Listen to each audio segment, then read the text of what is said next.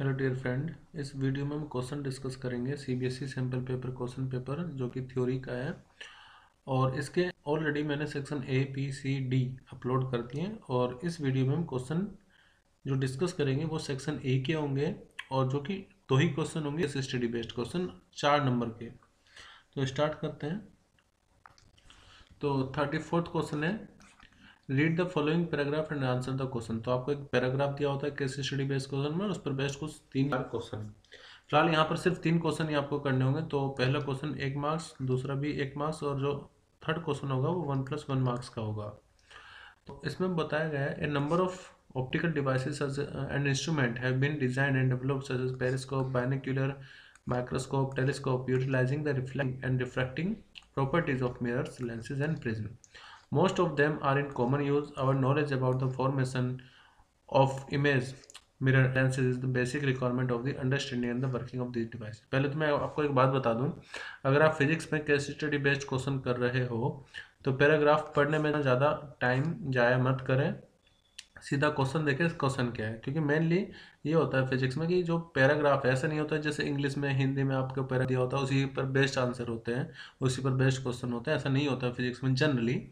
तो यहाँ पर आप सीधा अपने क्वेश्चन पे देखो, क्वेश्चन आ रहे हैं उसको आंसर करो, पैराग्राफ छोड़ो। स्टार्ट करते हैं। पहला क्वेश्चन है, why the image formed at infinity is often considered most suitable for being explain. देखिए होता क्या है कि जब इमेज इन्फिनिटी पर हो टेलीस्कोप में या माइक्रोस्कोप में, मतलब जनरली टेलीस्कोप का एग्जांपल लेते हैं, तो अगर इमेज इन्फिनिटी पर हो तो आपको उसको देखना आसान क्यों हो जाता है ये आपको बताना है। तो होता है कि जब इमेज काफ़ी ज़्यादा दूरी पर हो तो आपकी आंखों में सिलियरी मसल्स में कोई भी स्ट्रेन नहीं होता, तो आप इजीली उस पर फोकस कर पाते हैं। इसको एक नंबर में सिर्फ लिखना है तो आप ऐसे लिख सकते हैं, when the image is formed at infinity we can see it with minimum strain in the ciliary muscles of the eye. Simply, बहुत लंबा एक्सप्लेनेशन चाहिए उनको, एक नंबर में लिखना है।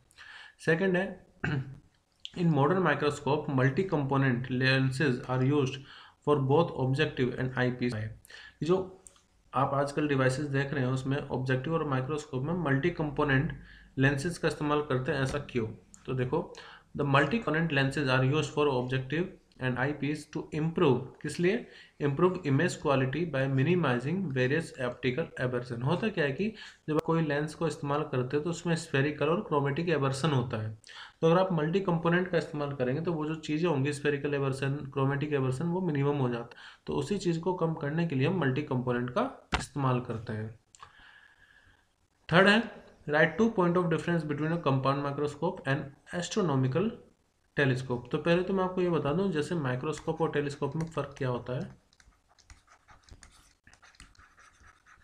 टेलीस्कोप तो माइक्रोस्कोप में आपको छोटी चीज़ों को बड़ी चीज़ बना करके, मतलब आपको उसको इनलार्ज करके देखना होता है, जबकि टेलीस्कोप में बहुत कोई दूर की चीज़ है जो कि आपको आंखों से देखोगे छोटी लगेगी, तो आप टेलीस्कोप का जब आप उसका इस्तेमाल करते हो तो ईजिली उसको बिल्कुल साफ देख पाते हो।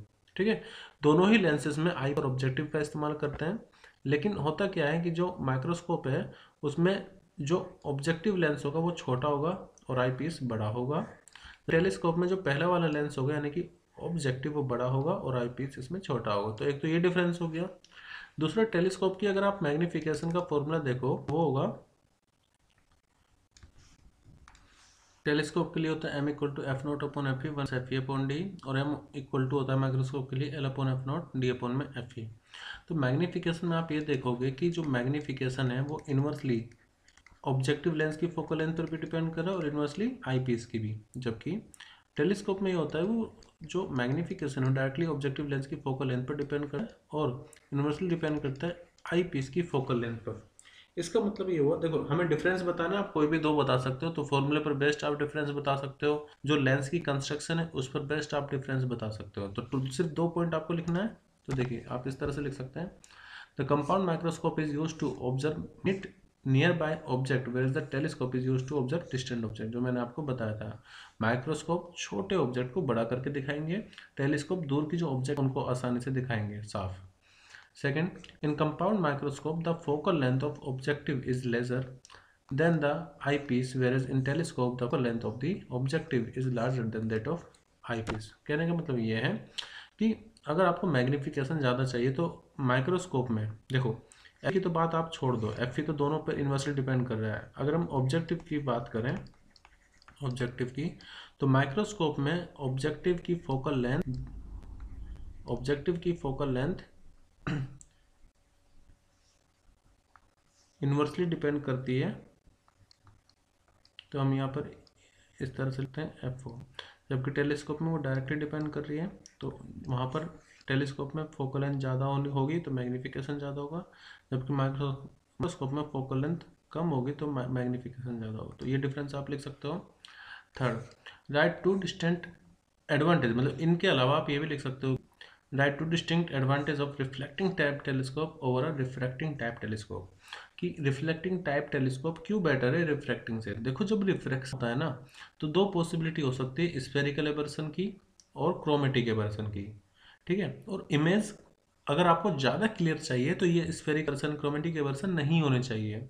इसका मतलब ये हुआ कि रिफ्लेक्टिंग में ये दोनों चीज़ें नहीं होती तो वो ज़्यादा बेटर होंगे। तो आप ऐसे लिख सकते हैं, पहला, the image formed by reflecting type telescope is brighter than the formed by the reflecting telescope.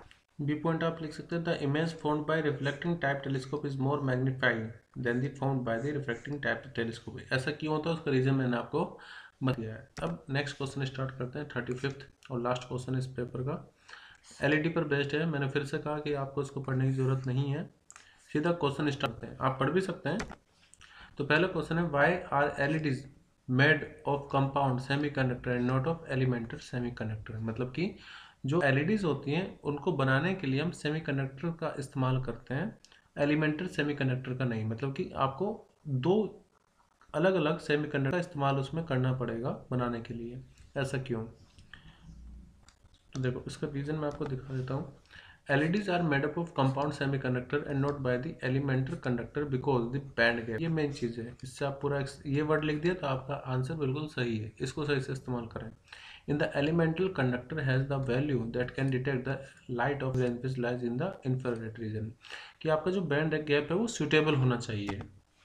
फिर सेकंड है, what should be the order of band gap of LED if it is required to emit a visible range.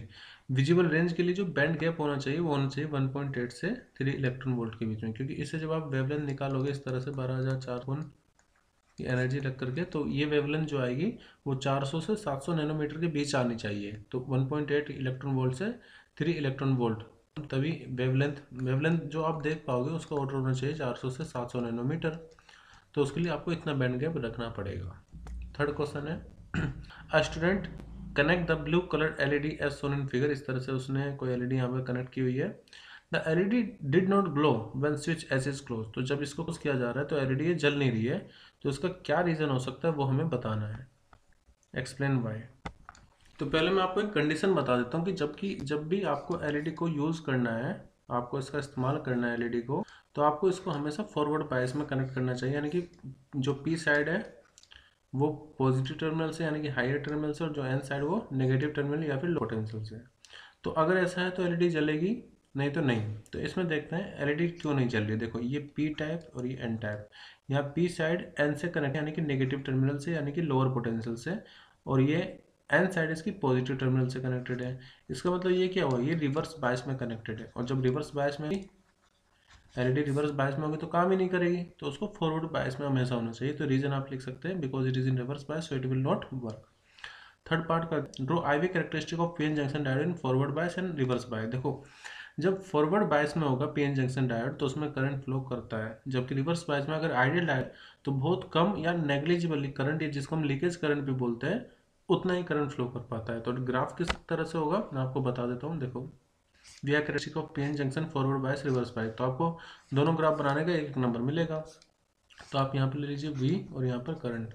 तो forward में कुछ इस तरह से होगा ऐसे, जबकि रिवर्स बायस में आप यहाँ से दिखा सकते हैं कि शुरुआत में बहुत कम लीकेज करंट होगा और उसके बाद सडनली ब्रेकडाउन पे वो इंक्रीज हो जाएगा। और एक और यहाँ पर जो करंट होगा, एक मिनट, यहाँ पर मैं वोल्टेज ले रहा हूँ वी और यहाँ पर करंट आई। तो करंट ऊपर जो होगा वो माइक्रो एम्पियर में हम ले सकते हैं, सॉरी मिली एम्पियर में, और रिवर्स बायस में हम लेंगे माइक्रो एम्पियर में करंट। ये होती है इसकी नी वोल्टेज, और यहाँ पर जो वोल्टेज है उसको बोलते हैं डाउन वोल्टेज। आप इन दोनों को अलग अलग भी बना सकते थे, ये फॉरवर्ड बायस के लिए और ये रिवर्स बायस के लिए। तो ये हमारा कंप्लीट क्वेश्चन पेपर 2022-23 का कंप्लीट हो चुका है। अगर आपके कोई भी पर्सनल डाउट है, कोई भी फिजिक्स में कोई भी डाउट है जिसके लिए आप तैयारी कर रहे हो, भले वो IIT JEE की हो या नीट हो या कोई भी कॉम्पिटिटिव एग्जाम्स हो, CBSE के एग्जाम हो, क्लास 11th हो या क्लास 12th है, आप उसको मुझे शेयर कर सकते हैं in the link given in the box. Thank you everyone, bye.